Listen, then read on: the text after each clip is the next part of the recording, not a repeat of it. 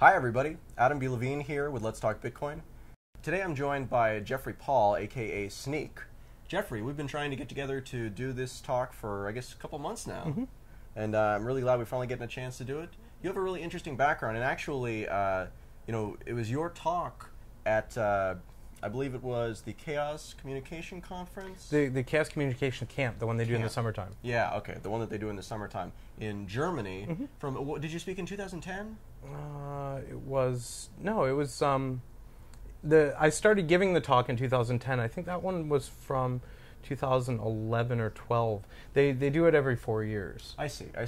So that was actually, you gave a talk called Financing the Revolution, and that was actually the talk that turned me on to cryptocurrencies in general, and actually beyond even the cryptocurrency side of it, it explained in a way that made me understand why it was actually helpful to have currencies that weren't necessarily tied to identity and they couldn't necessarily be precluded for reasons that were arbitrary. Yeah, one of the things I really like about the CCC, their events, they produce them. They're very technical, but they also produce them specifically with an eye toward freedom and liberties and things like that. Being German, they're very focused on personal privacy and the intersection between privacy and technology, and I like that. And so I didn't want to just give a purely technical talk.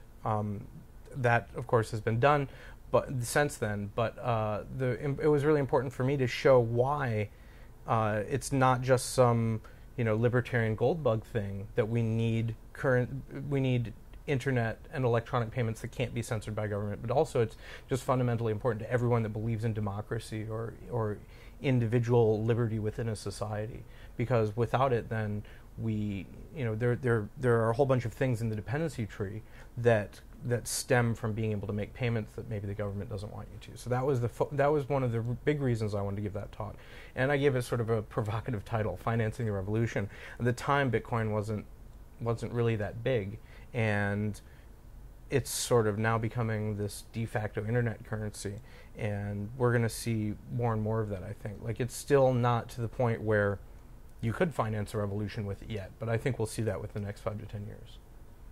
So now, I mean, again, the kind of natural follow-on there, before we get into the privacy aspects of it, because I think that's one of the most interesting parts here. You're saying 5 to 10 years out. I'm curious, are you talking about Bitcoin specifically, or are you talking about cryptocurrencies broadly? So Bitcoin raises that interesting question. A lot of people, when they first hear about Bitcoin, they say, well, this is stupid, it has no value, and no one should use it. But the fact is, it does have value, because the subjective theory of value is really the only practical one. And you can argue all day long whether or not paper money has value or gold has any intrinsic value or anything like that. But the fact is that people accept them as value. And the same goes for Bitcoins. There are other cryptocurrencies that have sprung up, almost all of which are directly descended from Bitcoin. Actually, I think all of them are directly descended from Bitcoin, the decentralized ones anyway. But really it boils down to, are they useful? And I know a lot of people have gotten into Litecoin and Strongcoin and things like that, but honestly I don't really care about these, because the utility of a currency is only who accepts it. And when you're dealing with something this small, markets this small, and adoption curves that are linear, really the only thing that's interesting to me are the ones you can actually use as money today, and that's barely Bitcoin even, and Bitcoin is an order of magnitude larger than any of the other ones, at least. Do you see that? So you think that advantage there is powerful enough that it will be Bitcoin for the foreseeable future, because it's already achieved that, and so if one is going to put effort into something, it makes more sense to put it into that regardless of what else is out there? Absolutely. I've never owned a Litecoin or a Strongcoin or any of that, and I think they're interesting research projects, but really this whole idea of a decentralized store of value, a decentralized payment mechanism, is foreign to most people, and it requires a cultural shift for this to become accepted in the wider world. Right now it's of interest to security people, it's of interest to hackers, it's of interest to libertarians and other crypto-anarchists and things like that. But the long-term thing here is that people need to understand that, yes, this is an intangible, no, it's not run by a government, and yes, it has value. And that is a grassroots thing. I'm working on a new Bitcoin business, which I'll tell you about in a few weeks or a month once it's more solid. But one of the one of the core metrics that we're tracking to illustrate the adoption of Bitcoin in the market is not how many Bitcoin transactions there are. It's not what the price of Bitcoin is on the exchange. It's how many nodes are on the peer-to-peer network advertising their address, how many people have actually downloaded and are running the software at this moment in time. And if you look at that curve, it's not an exponential curve. It's not these order of magnitude growth. And this is not a bad thing, because it shouldn't be yet. But it shows strong linear growth. Every month, X thousand people hear about Bitcoin, download it, run it, try it out. And that adds to the pool. And then those people tell their friends. And I'm not saying it won't go exponential at some point, but so far we've seen linear growth. And that's a good thing. This market is still very, very small. A lot of people get really excited about how this is going to take over the world and all that, and it's true, but it hasn't yet. And because the market is so small, if all of a sudden you had thousands of people trying to buy $1 million worth of Bitcoin, the market would just implode. You can't even do that. And it's very difficult today to even buy a few $1 million worth of Bitcoin. So the metric that I'm using to monitor the growth and the expansion of this throughout society is not prices, is not transaction volume, but the network node count, which is not a lot of people seem to be charting, or there's a couple of people that are logging this data, and it's available to anyone. If you're on the network, you can see all of the addresses of all the participants, but this isn't really publicized a lot, and I think it's a very important metric. Why is it important? As I explained before, the value of a currency is its subjective value. And the more people that recognize Bitcoin as a thing and say, okay, this is software that I run and I use it and it talks to others, peer-to-peer software, the more people that understand, if not on a deep technical level, just on a cursory level, what Bitcoin is and how it works, then if nothing more than how the software works. You download it and run it and it synchronizes and you can send and receive payments. Those people are added to the pool of people who maybe not immediately, but may recognize Bitcoin as valuable. And that increases its utility. So you're actually the network effect. So in this case, you're equating nodes to individual users. Yes. Okay, so when we talk about nodes, then there's a differentiation. There are full nodes, which actually have the entire blockchain, and then there are light nodes, which reference another service. Do you differentiate between those? Well, you have to differentiate between those, because light nodes, for example, if you just have a front-end client for an online wallet service, those aren't represented in the network. But there's no way for us without going directly to those services and asking. And some of them publish, for example, the blockchain.info wallet. They show how many people are using their wallet service. But, for example, I have no idea how many users Mt. Gox has these days, or I have no idea how many users Coinbase has, or what their transaction volumes are. And it's very important for the long-term growth and the long-term value of Bitcoin to understand how many it doesn't have to be exact, but a rough order of magnitude estimate how many individual people recognize Bitcoin as valuable today, and how is that number changing over time? How many new Bitcoin users do we have per month? And like I said, it doesn't have to be anything even remotely exact, just we have to have some sort of feel for these numbers. Right. So, one of the other things we've been talking about a lot is this idea that even though you have Bitcoin as this decentralized and cryptocurrencies as these decentralized networks, it seems like they are actually approaching more centralized infrastructures as mining becomes harder to achieve and more institutional.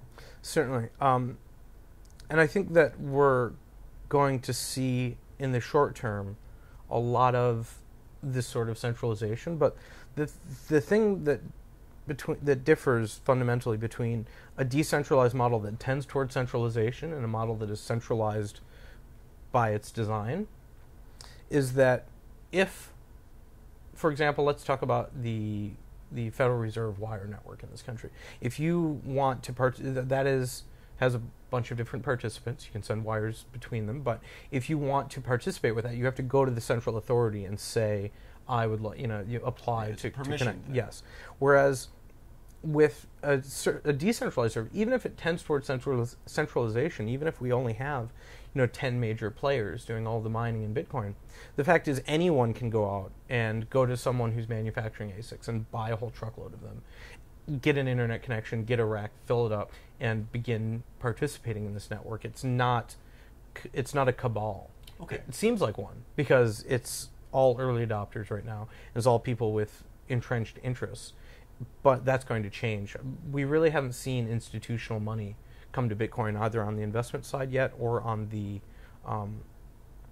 hardware and tech side yet. Although there are some rumors swirling over the last couple of days that institutional money is pouring into mining in a couple of different capacities. Absolutely, it will be. There's going to be a lot of interest in all of the different ways you can make money using Bitcoin, leveraging existing capital. Same sort of logic, it seems like, can be applied to that it's not necessarily bad to have a few ASIC manufacturers because they can be sold, because they're selling their product, and so it's still you get distribution. It's just about the manufacturing side. A perfect analogy here is SMTP, email on the internet. Okay. We have massive centralization with email on the internet. Gmail, Yahoo, Hotmail, Facebook now. There are a dozen providers that handle over 90% of all of the email on the internet. This makes it very easy for the NSA to go to them. And right, I was going to say, However, anyone can set up their own email server and interoperate with these people. Right. That, in theory, could change in the future if these people decided to implement rules. For example, Google used to run Jabber servers that anyone could connect to. You could run your own Jabber server and have IM conversations with people on Google Talk, and then they shut it off. A lot of people are upset about that, but it's the exception, not the norm, to federate with things like that. With email, you have to. Everyone that gets email expects to be able to send and receive email to anyone with an email address. Right, no walled even gardens. if it's not, yeah, exactly. Even if it's not at Gmail, and maybe users are getting trained otherwise with the proliferation of direct messages on Facebook and Twitter and things like that.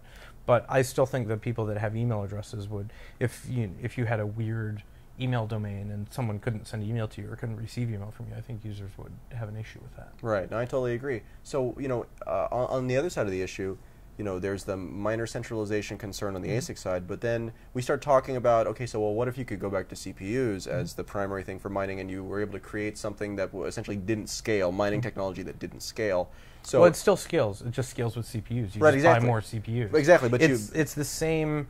It's the same cost curve. It's just you spend the money on something different. I mean, you can buy. Certainly, it doesn't scale. Maybe the orders of magnitude that it does. Well, but you can still go out and buy. I mean, well, for example, yesterday at the conference, we spoke with several ASIC manufacturers, and they're in the transition point now. The 28 nanometer chips are just about to come out, and then they're moving to 14. I'm sorry, it's 20. It's a number it's not 14. 14 is coming out Q2 of next year. But the point is that each one of these is an exponential step up in terms of efficiency. And so for everyone who's purchased the equipment before, they're essentially invalidated. They no longer, the equipment doesn't generate enough return to even justify operating it under most of these circumstances. So we have been having this ongoing conversation about what the point of mining is, and what I want to get to with you is one of the common things that we get is that if you were to revert to CPU mining, given the size of the Bitcoin network at this point, you would have botnets, large botnets that would dominate. But it seems like this competition element makes it so that you would have, the incentives are there to have multiple botnets essentially competing with each other, and it would be very hard to achieve dominance with any one particular network. So fast forward to the end game of ASIC mining. Assume that we have the physical limit of ASIC efficiency. The thing you have to remember about the timeline we're on with Bitcoin is that Bitcoin is still very new. You can buy most of the publicly available Bitcoins right now for under $10 million. It's a very, very small market, and despite all the media attention, it's still not a very big market. It's growing very quickly, and in 5 years it will be gigantic, and it's already gigantic compared to where it was even a few years ago. But we're still in the early adopter phase, despite all this. Right, I totally agree with you. And so, before the early adopter phase is over, we will be at the end game of ASIC mining. And because the difficulty is variable, it doesn't really matter if we're at the end game of ASIC mining or at the end game of CPU mining. What it becomes then is a function of how many dollars can you spend on chips. Because the ASICs and the CPU, it'll just compensate for however many you're running in the total of the network. And so what it boils down to is that the people that will control mining are the people who can dump the most money into chips, whether those chips are general purpose CPUs or whether they're ASICs or GPUs or whatever algorithm is the best available technology in the market for running that proof of work. So talking about this end game, do you think that's a problem? So whether it's a problem or not doesn't matter, because Bitcoin's decentralization requires a proof of work. And there's no proof of work that we can design that is resistant to someone who's willing to spend $50 million. Okay. Like you can just, because money is effectively work in this context. yeah, exactly, because you just buy more chips and buy more power. Right. And there's nothing that can stop that centralization. More resources equals more proof of work. It doesn't matter if it's an ASIC that does 500 billion more operations per second than a general purpose CPU. It's just a matter of how many dollars can you dump into your mining rig. Right. Because eventually ASICs will, I mean, we went from CPU miners to GPU miners. I ran one of the very first GPU miners. I was generating a few hundred Bitcoin a day at the time. I bought this is actually a really funny story. When I started mining, I bought a $500 ATI video card. I'd put like about 10 of them in my Amazon cart. And the way I figured, because I did the little mining calculation, and I was about to put them on my American Express card, and I have 30 days to pay for that. So I was like, well, if I get these and I put them on the computers, then I mine the Bitcoin, they'll pay for themselves in 2 weeks. Right. And then, so I put 10, and then I was like, you know what? Well, what if this whole Bitcoin thing is right. What if this? Then I just blew $5,000 on video cards. Like, what am I doing? And so I took 9 of them out, and I just bought one. And I got it, and it generated, a few hundred Bitcoin a day, which today seems ridiculous. But at the time, what were they worth at the point that you were doing this? Well, I mean, it paid for a video card, I think in maybe 2 or 3 weeks or so. something. So a $500 video card, 2 or 3 weeks, and a couple hundred coins a day. Yeah. So. And it was when the Mom Chill miner, the very first GPU miner that was publicly released, and I got it working, and it was cool, and But then I just sold the Bitcoins immediately as soon as they were generated, because I didn't know if I wasn't interested in speculating on the currency. Right. So I think what's going to happen, we go from CPU mining to GPU mining, from GPU to ASICs, different process sizes with ASICs.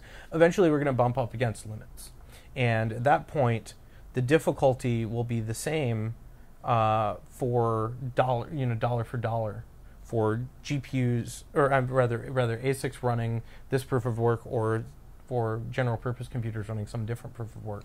Right. Certainly, it's like a Band-Aid, but the answer is, in as far as I see it, switching to a different proof of work, using a different cryptocurrency that uses a different proof of work, it's a huge dent in the adoption curve. Say, okay, don't use Bitcoin, use Strongcoin or something else like that. You're not going to get even double-digit percentages of people to stop using one and start using the other. And the benefit is not a long-term benefit, it's a short-term benefit, because eventually, whichever one becomes dominant, and I think it will become dominant because we don't need more than one. I mean, one is enough. And I think that'll be Bitcoin. People will just dump all of their money into whatever chip makes them the most money, and it doesn't matter what algorithm that's running. See, I used to believe that too. I used to think that there can only be one thing, because again, you've got the network effect, and that's such a powerful advantage in this particular type of field. Because like a language, money isn't that useful if nobody else uses it.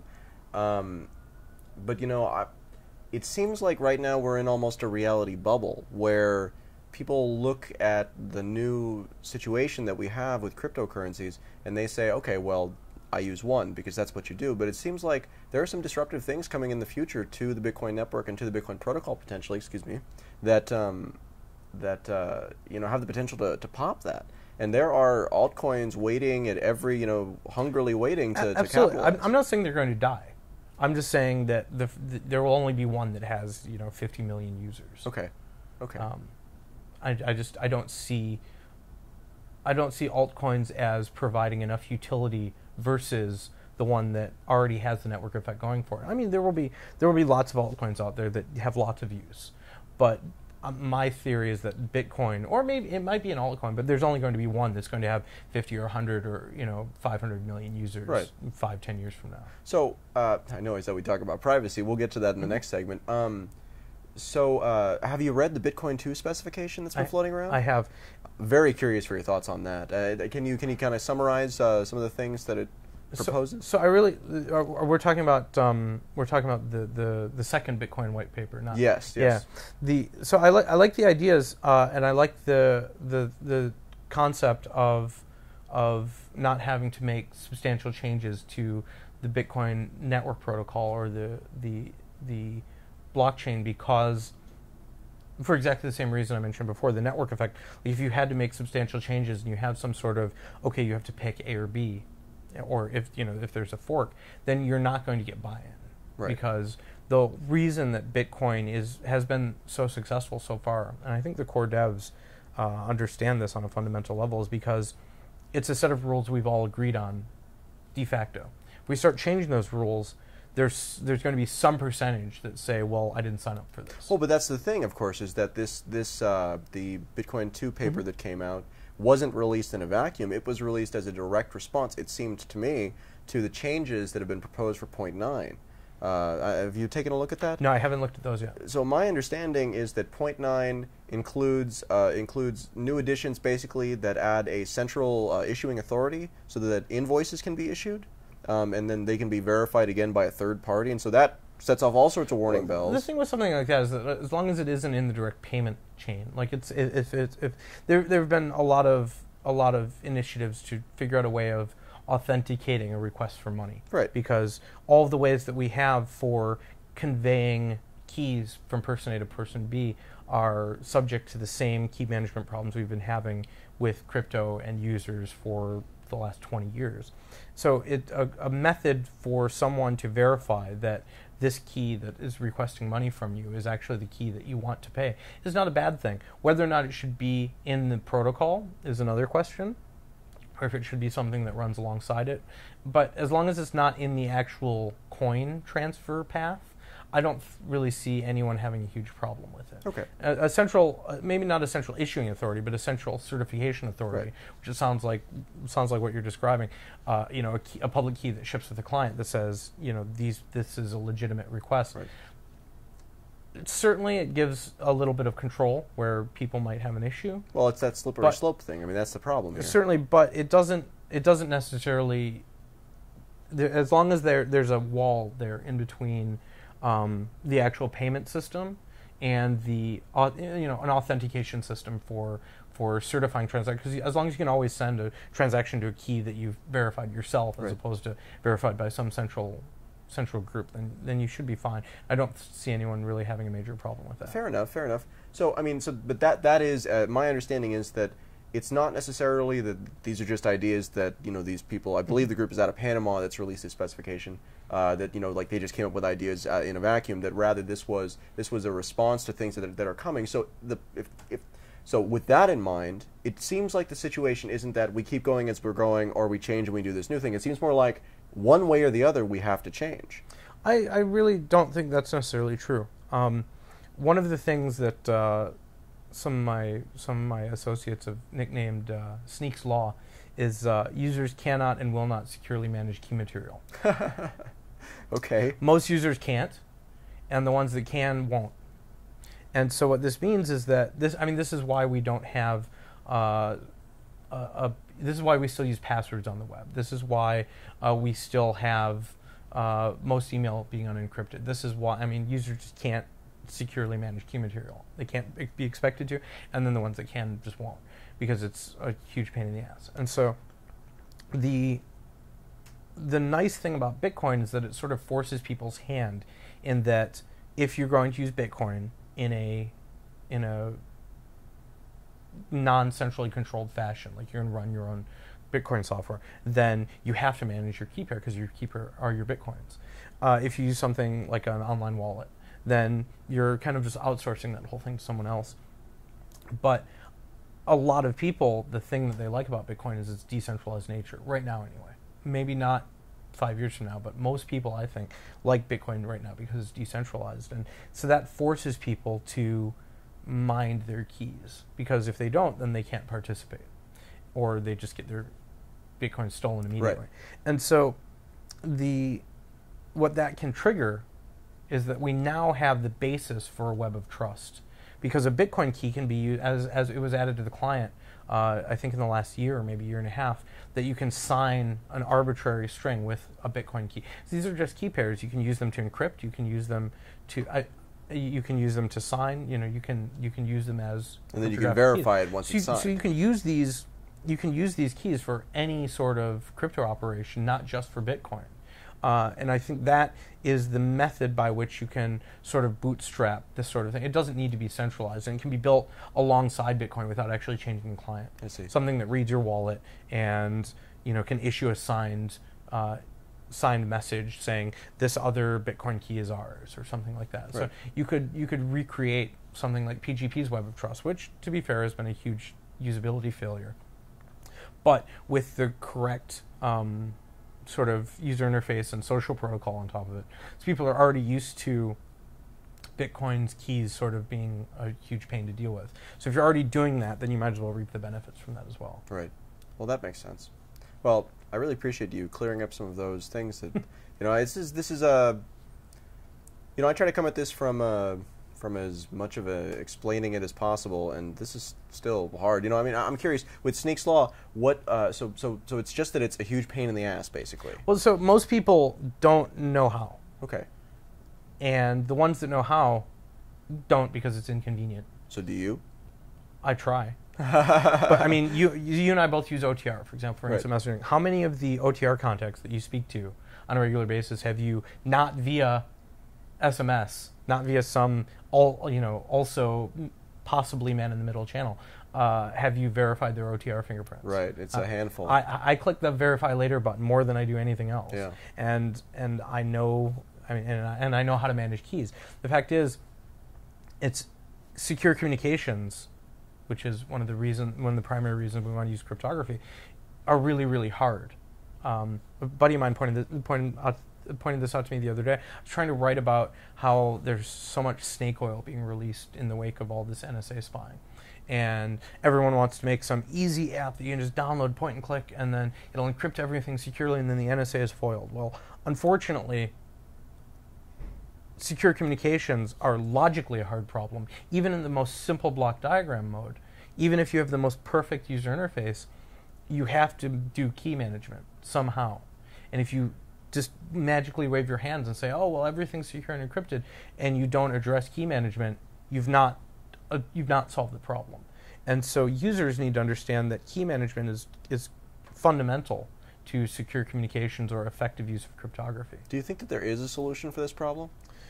There is. I think that it will be partially hardware and partially social. I think that eventually what's going to happen for us to use the tools that we believe to be government snooping resistant, people are going to have to learn to manage their key, or they just won't have privacy.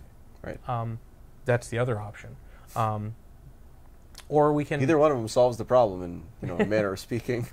The technology now is getting to the point where it's going to be easier to manage key material. Bitcoin, like I said, Bitcoin is forcing the issue because there's been so much work in hardware modules and key storage and offline key generation and smart cards and all this kind of stuff, because people realize that if you store your keys on your computer and your computer gets hacked, your keys are gone. Right.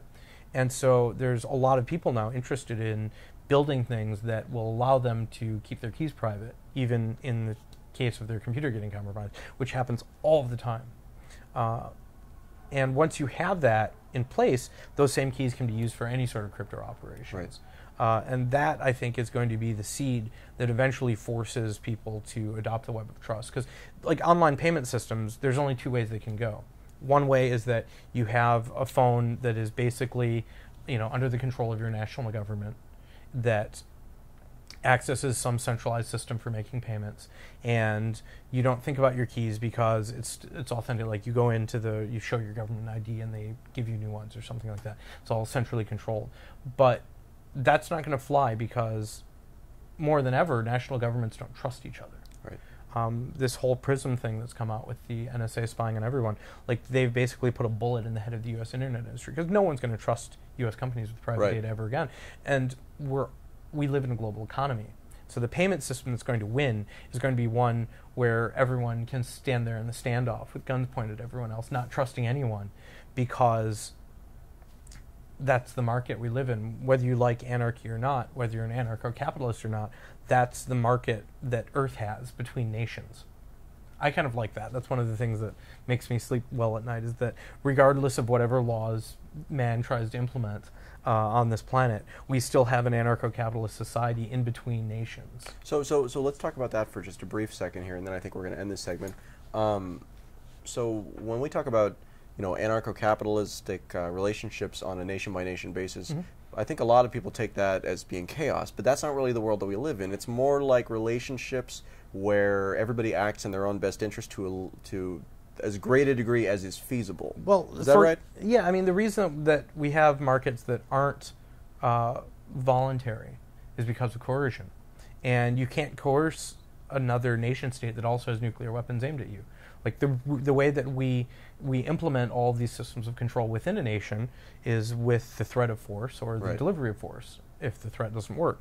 And when you go to a nation state level, that doesn't work anymore. Because, like, for example, that's why Snowden went to China, is because the U.S. can't bully China around because they have all the weapons that we do. Right. And so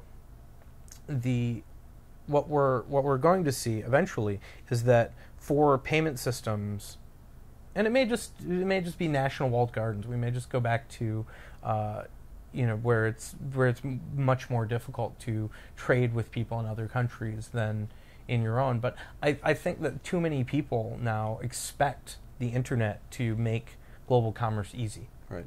And no amount of legislation, I think, is going to put that cat back in the bag. So the systems that succeed will be the ones that make that easier, not make that harder. And no one's going to use their enemies' centralized walled garden for payments. The way we do it right now is that we have settlement systems in between these countries, but they're bulky. They're bulky and they're slow and they're time consuming and they're heavily regulated. I think eventually it's going to start. It has started with the black market, but eventually it's going to force the above ground markets to get with the program, because you can't compete with something that working like that. You can't compete with something that can make a payment in 10 minutes of any size to anyone on Earth with an internet connection. Like, it's just not going to fly. But with cryptocurrency, you can. You can. So, Jeffrey, one of the first things that you and I started talking about when you got here this morning was this idea that privacy is not only important, but that people really are misattributing what is actually happening right now in the world as far as privacy is concerned. Can you tell us a little bit about that? Yeah, I think a lot of people came to Bitcoin because it allows them something that's censorship resistant.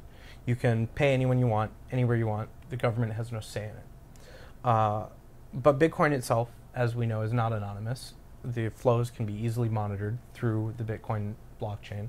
But let's say that you've somehow managed to satisfy yourself that you have Bitcoins associated with a key that is sufficiently disassociated from yourself. You use a mixing service, or you bought them for cash to a brand new key, or some way that you came across Bitcoin and they're sufficiently disassociated from yourself. Now, a lot of people say, well, then, now that you have these anonymous Bitcoins, you can use Tor, and you can send them to whoever you want. Or you can sign a transaction and use Tor and push it through, some web interface that lets you publish transactions, and then you can use Bitcoin totally anonymously. And the problem, I think, with that is that there's so much in the Bitcoin ecosystem that people hang their hopes upon Tor right now, and we because not a lot of people understand how it works, they assume that it's this black box. You use it and then you're anonymous on the internet. And the problem with that, I think, is now that we've learned that the NSA monitors all internet traffic, both overseas and domestically, they've tapped all the submarine cables and they've tapped directly into exchanges for years now. It becomes very easy it doesn't matter what encryption Tor uses, just from traffic analysis, watching the flows of traffic through the network, it becomes very easy to, A, have a complete picture of the Tor network itself, and B, watch traffic as it enters, bounces around, and pops out. And a lot of people have said historically, well, all you have to do to subvert Tor is run a zillion Tor nodes and watch the traffic yourself. And that's well within the reach of the U.S. military. But they don't even need to do that now. They can just watch the traffic between people's existing Tor nodes.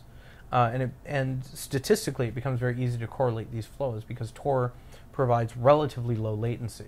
So if you put a message into Tor and it goes between these nodes, so we view this in our head as just a graph of Tor nodes, but the reality is that all of those node-to-node connections run over cables that do not mirror that Tor graph. For example, let's say it goes between 3 nodes. It may bounce back and forth across the same cable 3 times. Right. As those nodes talk to each other, because you have no idea where they are. Right. And if the NSA monitors all of that information, it becomes very easy for them to associate that, assuming that your connection goes on for more than 1 or 2 packets, which it has to. So, from my perspective, if you're trying to protect yourself, you protect your privacy on the internet from the government in America, then Tor is insufficient, which means that all of the other privacy guarantees that you're expecting Tor to provide to higher level protocols, for example Bitcoin, are also insufficient. So if you're doing something, for example financing a revolution with Bitcoin, let's say Bitcoin now has enough value to do that, and you use Tor to send these payments, or to receive, you receive the payment, use Tor to send it to someone else, you're going to run into a problem because the Tor becomes transparent if you can monitor enough of the network. Okay, let's back up and simplify this a small amount. So Tor is the onion routing network, basically. And it's used for anonymity on the internet. Used for anonymity on the internet, with the idea being that essentially every node can only see the ones that it directly connects to, and since it routes from node to node to node to node, you can't tell which node is originating because you can only see one step in either direction. Yeah, and then they're encrypted in various layers. So right. That way, as the layers peel off, then it comes out the other end. Okay, but the problem that you're laying out here is in a culture and in a system like we have right now of pervasive surveillance, you can essentially put a ring around it and watch everything that goes into it and everything that comes out of it, and because of the low latency nature of the system, it's easy to correlate those so long as you have that top down 10,000 foot view. You have to be able to monitor the connection, the traffic between every single node. So is that also true? Again, going back to Bitcoin for a second. Or the majority of the nodes. Right, exactly, the majority of the nodes. Obviously, the more that you can see, the better your picture is, but it works even at like a 50%. I mean, I have to imagine at a low level it would still work too.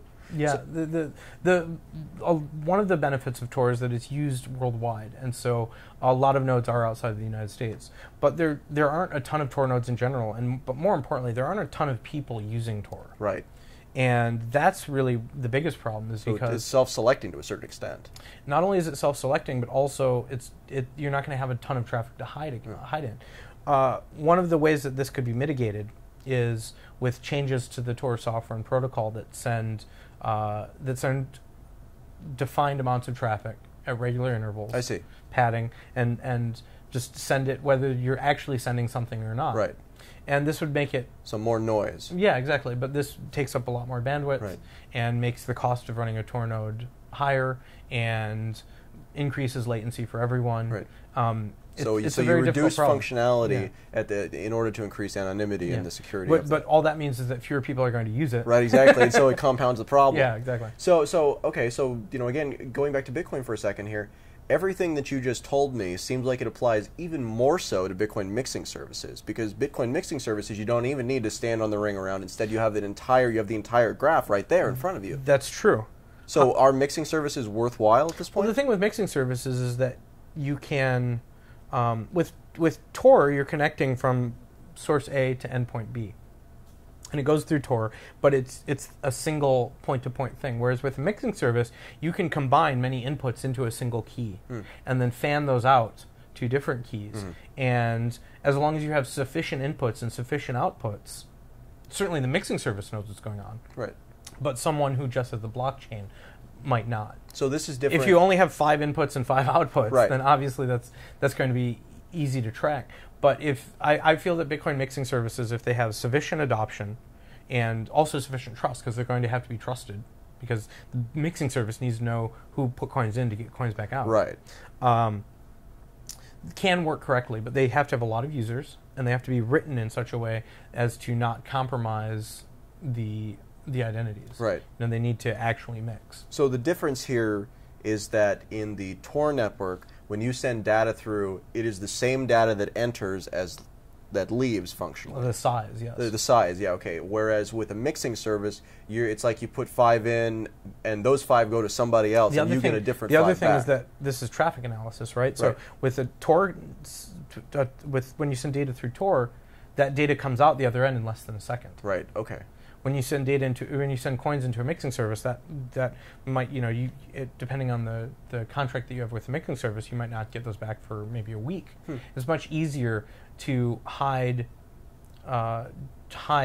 networks from an enemy that is using traffic analysis if you can increase latency and increase chaff padding in that message.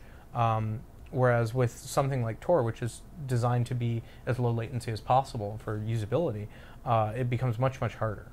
So again, if people are seeking anonymity or seeking some sort of meaningful privacy through systems like this, are there other systems you would recommend that they use, or is there a way to use Tor that is safe? That's the problem, is that I don't know of any other system on the scale that offers any of these guarantees. One of the biggest issues that we have right now is that there's no way that I know of to communicate securely on the internet without giving up your social graph. Even assuming Tor is broken, assuming you use strong cryptography and you do key management perfectly and all of your associates do key management perfectly, you're still sending data from point A to point B. Right. You can still analyze that traffic. And until we have large networks with many, many users that are sending regular fixed size blocks of data at regular predictable intervals as to mask the actual frequency of messages that are real, or the size of those messages that are real, or the time, the time stamping of those, then we're not going to have anonymous communication on the internet. We can have private communication right now using strong cryptography, assuming key management is done right. That's a big if. But we're not going to have anonymous communications. So does that matter?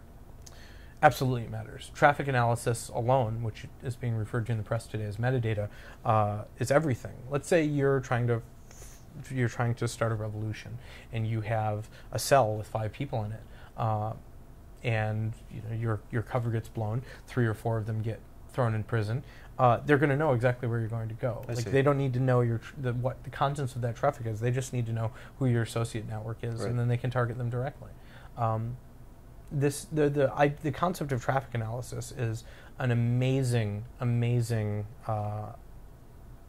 thing. There's cryptanalysis and there's traffic analysis, and with no understanding whatsoever, with completely opaque messages, and usually they're not completely opaque, but assuming for a moment the messages are completely opaque, just knowing when they're sent, how frequently they're sent, and from where and to where, you can get a lot of information. And there's no way to hide that on the internet. That's how the internet works. And so the best way that you can do is you can obfuscate it. You can send fixed size messages at regular intervals, and then embed your irregular communications into those. I see. But that requires being plugged in all the time. Right. And you're still sending fixed size messages between people. You're going to need a very large network. So, playing out this logic, what does the world look like in 5 years? What does the world look like in 10 years? Oh, a lot more totalitarian, I think. That doesn't sound tremendously good. I mean, is there, is there a good scenario that can come of this? Are there actions you think that could lead us there? So I'd love to say that, if we just make the right software, we're going to win the war and give everyone anonymity and privacy. But it doesn't work like that. Unfortunately, this is going to be a lot of little battles between people that want total control of payment systems and people that want total control of internet monitoring, and those that recognize that that's toxic to a free society. So does that look like the SOPA PIPA of last year? I mean, is it something different than that? I'm trying to get an idea of what even these moves are going to look like moving forward. A lot of it will be software, but a lot of it is just going to be individual cultural changes that we have to make in the ways that we communicate. I see. It's been an open secret for years that I mean, this was in action spy movies years ago. You know, burner cell phones that you send a text on and throw in the garbage because the British or U.S. intelligence is going to zero in on you. Like, we know that the ways that we have of communicating are monitored. We've known this for years. Now we have direct evidence of it. And it extends to the internet as well. There's a slide deck that came out today illustrating a program that's been going on since at least 2008, where the NSA, this is separate from the PRISM one, where the NSA monitors the content of people's traffic and puts it all in a big database.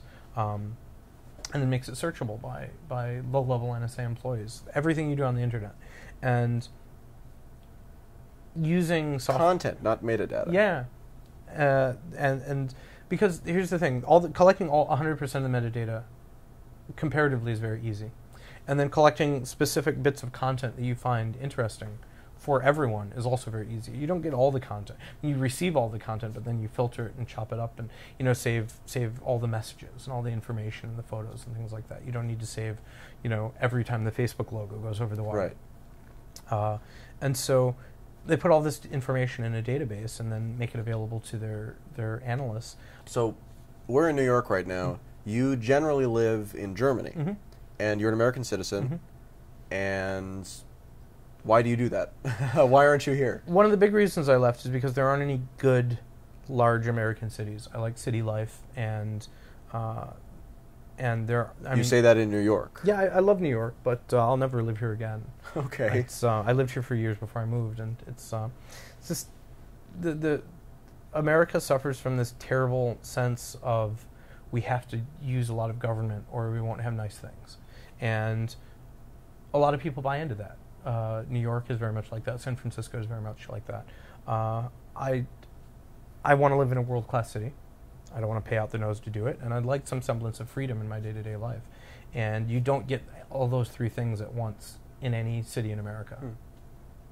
It's kind of a bummer because all the people I care about are here, and I'm authorized to work here. Yeah. I think one of the big issues that a lot of people don't realize about this whole NSA thing is that, especially given that Tor, this completely negates the usefulness of Tor. Right. Is that when you have all this data, even just the metadata, but also they have all the rest of the data as well. You have all this data and you put it into a database, and let's say you're only using it for anti-terrorism activities today, which also we've learned it doesn't really work it doesn't work 100% well for. Right. What you're setting the stage for is a push-button, silent military coup in this country. Because when you have a database like this, maybe it's not abused today or tomorrow or 5 years from today, but 10 years down the road, you have all this information about every single person in the country. Anyone that has access to that's sufficiently evil, and we don't know what the future is going to hold. We don't know who's going to have access to that database in the future. Anyone that has access to that can then blackmail anyone in the country. Right. You can blackmail every federal judge, every congressperson, every state governor. It's a lot of power. It's unlimited power. And the person that wields that can control the entire country, and by extension most of the free world, because America's sort of the last global superpower. So let me ask, I mean, given where we are today, can this be walked back? I mean, clearly what's happening is extra-constitutional. You know, I mean, we're both American citizens, and we have supposedly the right to a variety of things, to say what we want, and, you know, there's supposed to be protection from searches and seizures, which certainly this sort of metadata and content collection seems to breach. I mean, do you think that the system can even walk this back should it want to, or are we just... So let's say that they dismantle the whole thing and tell us they've done so. What's to stop them from building another and lying about that and copying the data over? I mean, the Director of National Intelligence has already lied directly to Congress, right? I don't think there's much hope for this country. I think the long-term solution is for people to realize that the only way to sustain this sort of thing is for them to continue eroding freedoms, because the more liberty you have, the less effective this thing is, and the more you can resist it. And so, we've seen currency transactions in this country go from go from 10,000 to 3,000 lower, and now, and suspicious activity reports are filed for any dollar amount now. Like we're losing the ability bit by bit to conduct ourselves in ways that are not subject to surveillance. And I think eventually that's going to lead to a brain drain. Eventually, because as it stands right now, no foreign company that has high-value confidential data is going to trust it to any U.S. company. Every U.S. company is at a huge starting disadvantage on the internet right now because it's public knowledge that they can be forced silently to spy for their national military.